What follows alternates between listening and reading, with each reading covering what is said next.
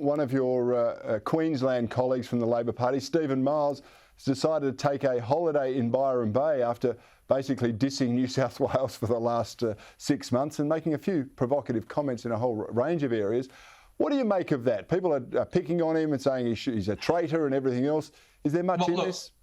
No, I think that's ridiculous. By the way, I mean, I don't condone the nonsense he went on with, ripping up the cheque from the Berejiklian government. All of that was, really amateurish political, high school stuff.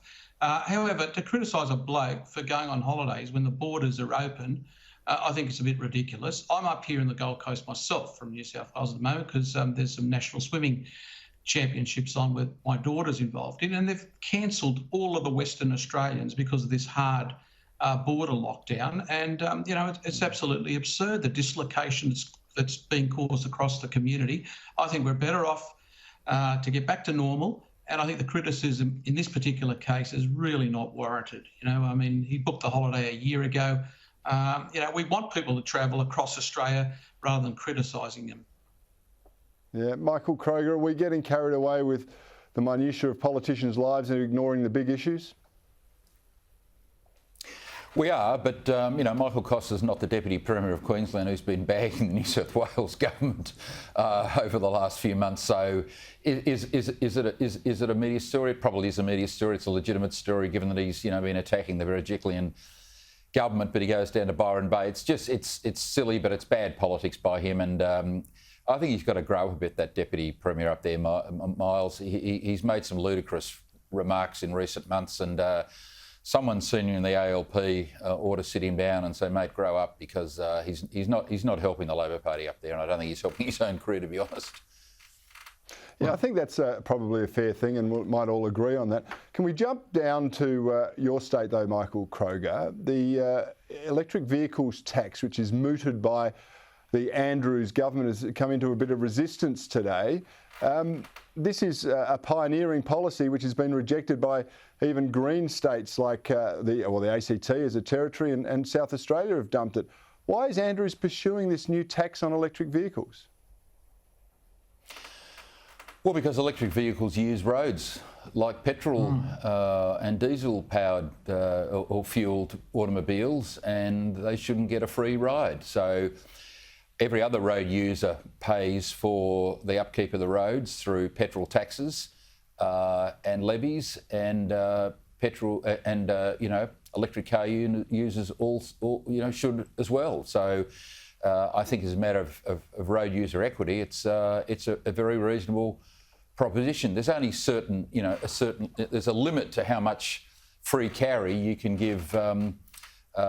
New industries, they've got to stand on their own 2 feet at some stage, and we're seeing with wind power and solar power, the massive subsidies have been distorting markets, and once you distort markets like that, you throw the whole economy into chaos. So it's not an unreasonable proposition that people who have electric vehicles pay for using the roads that they're driving on. So that's how I look at it. Yeah, I have to say, Michael Costa, I found some of the protestations from the business community a little weak. They're saying, it's going to impact us building our electric vehicle fleets. I mean, last year, or 2019, I should say, 6,000 vehicles or thereabouts of the 1 million new vehicles sold in Australia were electric vehicles. We're a long way from Labor's quota of 50% electric vehicles by 2030, and the business community haven't been backing them in even without any environmental taxes. Look, I'm surprised you're surprised. I mean, the worst rent seekers in the place are trade unionists and employer organisations, you know that. Look, this tax makes a lot of sense, and I don't usually say that about policies from the Victorian government. And it makes a lot of sense for the reasons that Michael Kroger said. Road user charges in this country are done through the petrol bowser primarily, and if you're going to move away from that, you need to find another source of revenue to ensure our roads are maintained. The real question will be whether the other states will follow. I think they should. I think there should be a national approach on this because a lot of these roads are national roads, and the free ride's got to stop at some point, bearing in mind these vehicles are still enormously expensive. And the average Joe really isn't in the market for them as well. I mean, there's an equity issue here that the left ought to, be running with themselves.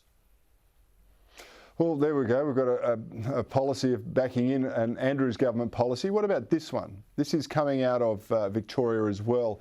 It's about removing those who are guilty of domestic violence or have exclusion orders and are undergoing counselling from the family home and placing them in hotels. Now, it's been characterised as, DV offenders on holiday, but isn't putting the responsibility and onus for removal on those who allegedly perpetrate the offence much better than thinking to get the victims out of the home? Michael Costa, what do you have to say about that? I agree with that. However, I think there ought to be a cost recovery on this. Surely if we have a situation where this is the only solution to protect people's within a domestic situation, there ought to be a cost recovery. I know that some people won't be able to meet the costs, but surely many others are, and there ought to be a cost recovery. But, protecting people, ensuring they're not in harm, I don't think anybody can really object to that.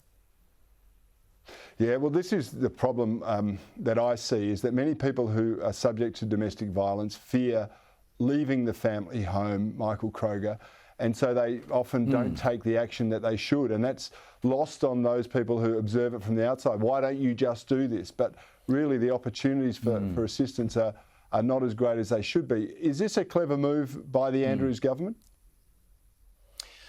Well, you can see a lot of sense in this policy. Why should the victim of domestic violence be forced to leave the property? Of course, there are often children involved, Corey. So where does it leave the children? You've got a perpetrator of domestic violence still in the house with the children, and the victim is having to leave the family home. That seems incongruous. It seems morally wrong. So the alleged perpetrator being moved somewhere else, and I think Michael raises a good point about cost recovery, being someone else. So the victim, and if there are children involved, can stay in that family environment, the home. There's often schooling involved and childcare involved, and you completely disrupt young kids' lives if they have to move somewhere else. So you can see a lot of merit in a proposal like this, because it shouldn't be the victim of domestic violence who is the one inconvenienced in such a manifest way, and the effect that has on their children.